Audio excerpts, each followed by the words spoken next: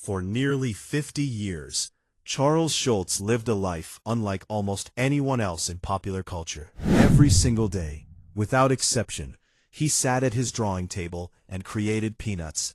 He wrote it, he drew it, he inked it, he lettered it. No assistants helped him, no one filled in for him when he was tired, sick, or uninspired. While most comic strips slowly became team projects over time, Schulz refused to let that happen. He believed something very simple but very strong. If someone else touched Peanuts, even a little, it would no longer be honest. To him, the strip was not just a job or a product. It was personal. It came from his thoughts, his worries, his fears, and his quiet hopes. This belief shaped his entire life. His days followed strict routines. He woke up early. He went to his studio. He worked for hours in silence. He repeated this process day after day, year after year, for decades. The routine was comforting, but it was also unforgiving. There were no days off from responsibility.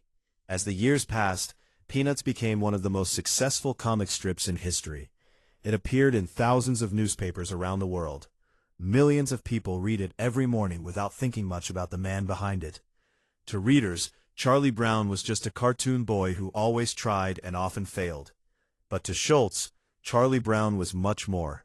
He once said openly that Charlie Brown was him, the feeling of never being good enough, the fear of rejection, the quiet sadness that never fully goes away. These were real feelings Schulz lived with his entire life, and he poured them into his work. Lucy, Linus, Snoopy, and the rest of the characters were also reflections of different sides of his personality. Because of this deep connection, Schulz felt that Peanuts could only exist as long as he could personally create it. He rejected offers to train assistants. He turned down chances to make his workload easier. Even when syndicates worried about the future and quietly prepared replacement artists, Schulz fought back. He made it very clear that Peanuts would end with him. At the time, this seemed like confidence, maybe even pride. But in reality, it was a heavy promise he placed on himself. As the years went on, that promise became harder to keep. His hand began to shake due to a condition called essential tremor. At first, it was mild. Then, it became noticeable. Lines that were once clean started to look shaky. Longtime readers could see the difference. Still, Schulz refused to stop. He believed that imperfect work was better than no work at all. As long as he could sit at the desk and draw, he felt he had a duty to continue. The routine had become his identity. Without it, he didn't know who he would be. And so he kept going, even as his body slowly began to fail him, unaware that something far more serious was already growing inside him. As Charles Schulz grew older, the changes in his body became harder to ignore. He moved more slowly. He tired more easily. People close to him noticed that he no longer had the same energy he once did, but Schulz rarely talked about his health. Throughout his life, he had learned to keep his fears private and express them through his work instead. If he was anxious, it appeared in Charlie Brown. If he felt lost, it showed up in Linus. This habit of silence followed him into his final years. Then came the moment that changed everything. What started as a medical emergency that doctors believed was related to his heart turned into devastating news. During surgery, they discovered advanced colorectal cancer that had already spread through his body. This was not something that could be treated slowly or carefully. It was serious, aggressive, and immediate. The doctors told Schulz that he had limited time left to live. For a man whose life was built on long-term routine and planning, this news shattered the future he thought he still had. Soon after the diagnosis, his condition worsened. Blood clots caused several small strokes, damaging his vision and leaving him partially blind in one eye. Drawing, which had once been natural and almost automatic, now became a struggle. His hand already shook from years of tremors. Now his vision betrayed him too. Chemotherapy drained his strength even further. He felt exhausted, unfocused, and weak. Tasks that once took minutes now took hours. Schulz had always worked ahead, building a buffer of finished strips so newspapers would never miss a day. But now that buffer began to disappear. For the first time in nearly 50 years, the system that had protected Peanuts from interruption was failing. Still, Schulz did not immediately tell the public. He continued to work quietly, holding on to the routine that had defined his entire adult life. Inside his studio, however, the reality was becoming impossible to deny. Every line required concentration. Every panel demanded effort. Drawing was no longer just difficult, it was painful. There were moments when he stared at the page, knowing what he wanted to draw, but unable to make his hand obey. This loss of control was terrifying. For decades his discipline had been his strength. Now discipline was no longer enough. Schulz had always believed he would choose when Peanuts ended. He imagined working into his 80s, slowly and carefully, on his own terms. But illness does not respect plans. As his abilities faded, he was forced to face a question he had avoided for his entire career. What happens to Peanuts when he can no longer draw it himself? The answer was clear, even if it was painful. There would be no continuation, no replacement, no passing of the torch. But accepting that truth meant accepting the end of the life he had built around the strip. That realization weighed heavily on him as he sat alone in his studio, surrounded by the tools that had once felt like extensions of his own body. One day, after weeks of struggling to maintain a routine that no longer worked, Charles Schulz reached a breaking point.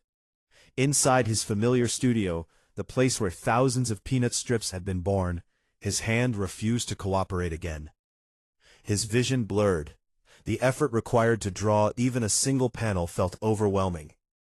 This time, he did not push through it. Instead, something inside him finally gave way. His family found him deeply upset, emotional in a way they had rarely seen before. Schulz had always been quiet with his feelings, but now there was no hiding them. He understood that this was not a bad day or a temporary setback. It was the end of his ability to do the one thing that had defined his life. When he spoke, he didn't give a long explanation. He didn't argue with himself. He simply said that he was done. That moment led directly to the phone call that would change everything. Schulz contacted the syndicate that had distributed Peanuts to newspapers around the world for decades. This was not a discussion about taking time off or adjusting deadlines. There were no suggestions of assistants or guest artists.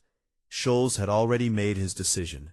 He told them he could no longer continue the strip. After nearly 50 years of uninterrupted work, Peanuts was ending. The news shocked the industry. Peanuts was more than a comic strip.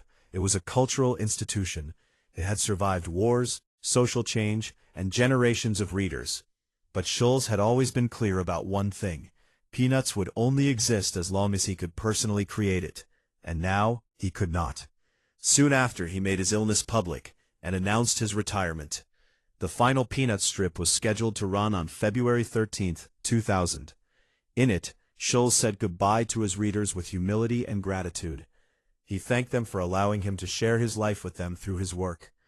The strip did not end with a joke or a dramatic moment.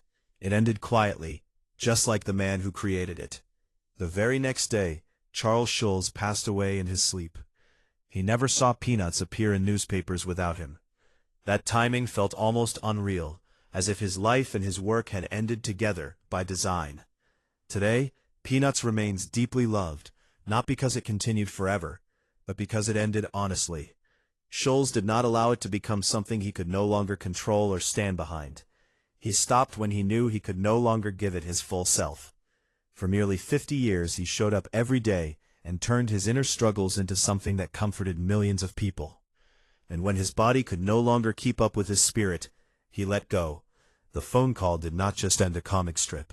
It marked the final act of a life lived with discipline, vulnerability, and quiet truth. The phone call that ended everything was not dramatic in the way people might imagine. There was no shouting, no long debate, and no drawn-out explanation. It was quiet, direct, and final. On the other end of the line was Charles Schulz, a man who had spent nearly his entire adult life doing the same thing every single day.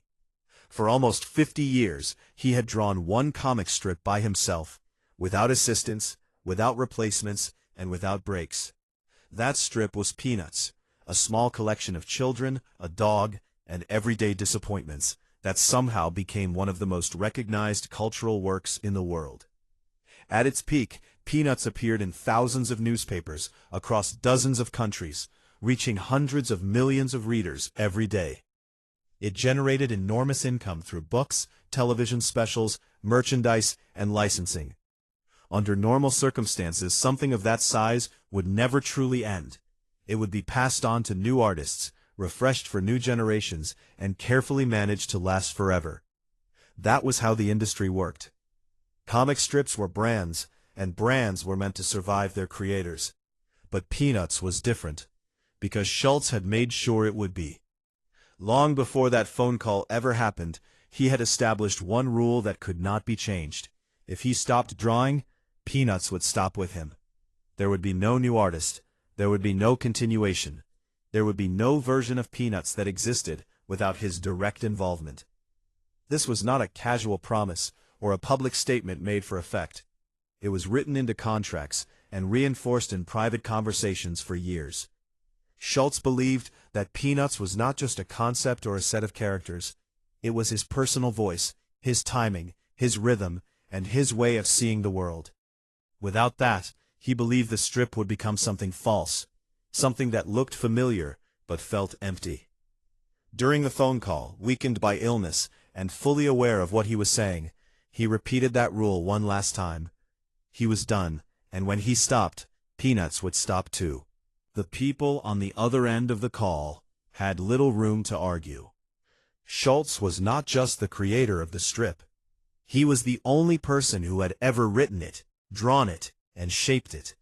There was no team waiting in the background, no understudy prepared to take over.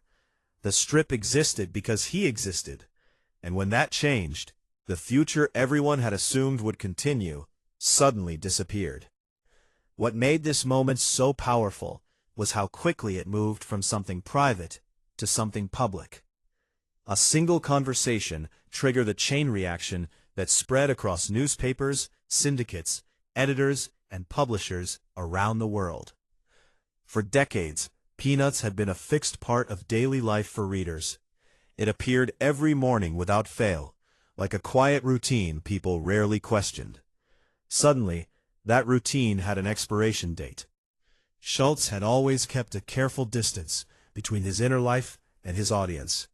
Even when interviews touched on his personal struggles, he used humor or understatement to keep control of the narrative. He rarely allowed the public to see how deeply connected he was to his work. But this time, there was no way to soften what was happening. His health was failing, and the thing that had defined his life was being taken away from him. This was not a planned retirement. It was not a slow transition into rest. It was a forced ending. When the decision became public, many readers were shocked by how sudden it felt, even though the signs had been there. Schulz had been diagnosed with colorectal cancer, and the treatments had taken a heavy toll on his body. Drawing had always required intense focus, steady hands, and long hours at the drawing board. As his strength declined, even simple movements became difficult. Still, he pushed himself to continue for as long as possible, working weeks ahead so the strip could keep running without interruption. Eventually, though, the reality became impossible to ignore. On December 14th, Schulz made the announcement official in an interview. He spoke slowly, carefully choosing his words, and it was clear that speaking itself required effort. He explained that he could no longer continue drawing Peanuts because of his health. What stood out most was not just what he said, but how he framed it. He made it very clear that this was not his choice. For his entire career, Schulz had believed that he would keep drawing into his 80s. He had imagined himself growing old at the drawing table, still working, still creating, still in control. Instead, that future had been taken from him. He described the experience as something being removed, not something he was giving up. That distinction mattered deeply. Control had always been central to how he lived and worked. He wrote every word, drew every line, and approved every detail. Losing the ability to do that felt like losing a part of himself. Even as his body failed him, his mind remained sharp, and that made the loss even more painful. In the days following the announcement, Schulz continued to work as much as his strength allowed. He drew ahead, completing what would become the final Peanut strips. Each drawing session required more effort than the last, but he was determined to finish properly. During this period, one question returned again and again, both from fans and from interviewers. It was a question that had followed Peanuts for decades and had become one of its most recognizable moments. Would Charlie Brown ever successfully kick the football? The joke was simple. Each time Charlie Brown tried, the football was pulled away at the last second, leaving him flat on his back. Over time, the gag became symbolic of the entire strip.